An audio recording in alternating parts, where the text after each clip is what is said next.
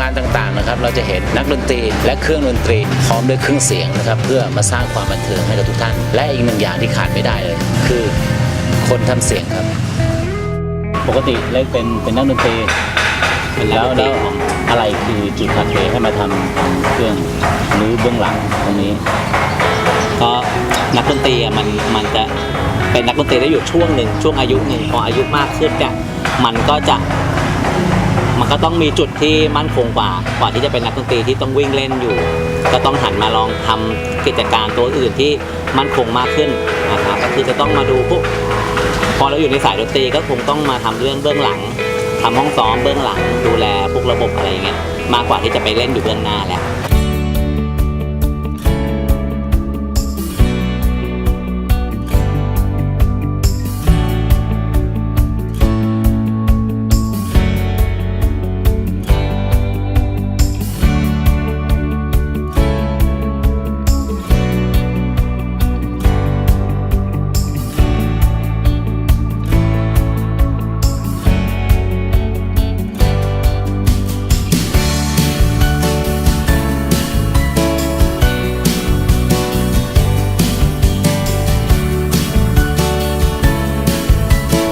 หมดยุคหมดช่วงของนักดนตรี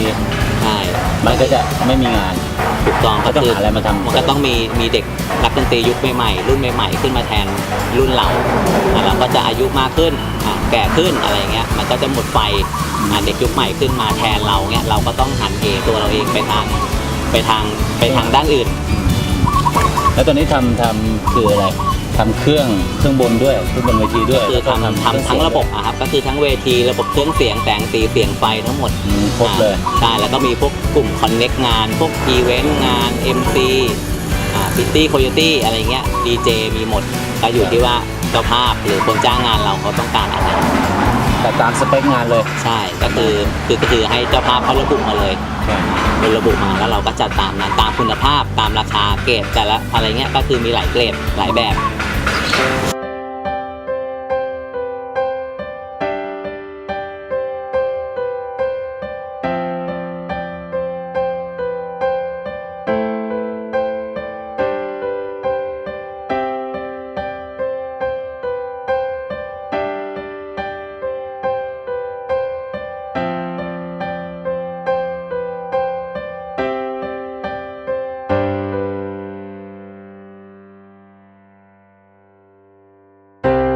คนทุกคนเกิดมา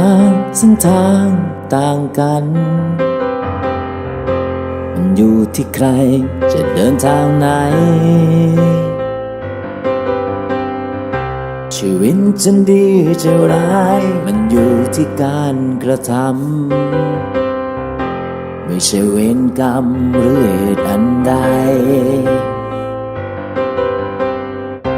ถ้าหากวันนี้ต้องล้มต้องลุกแล้วเดินต่อไปจะมัวท้อทำไมถ้าหากยังมีลมหายใจท้องฟ้าที่มันมืดมิดสักวันก็ต้องจากไปรวบรวมพลังสร้างเป็นกำลังใจเพื่อตัวเราเองมันคือชีวิตจริงนี่แหละคือชีวิตจริงปล่อยมันเป็นไปตามสิ่งที่ฟ้ากำหนดไว้มันคือชีวิตจริงนี่แหละคือชีวิตจริงจะท้อมันไปทำไมหากเรานั้นยังไม่ตายมันคือชีวิตจริง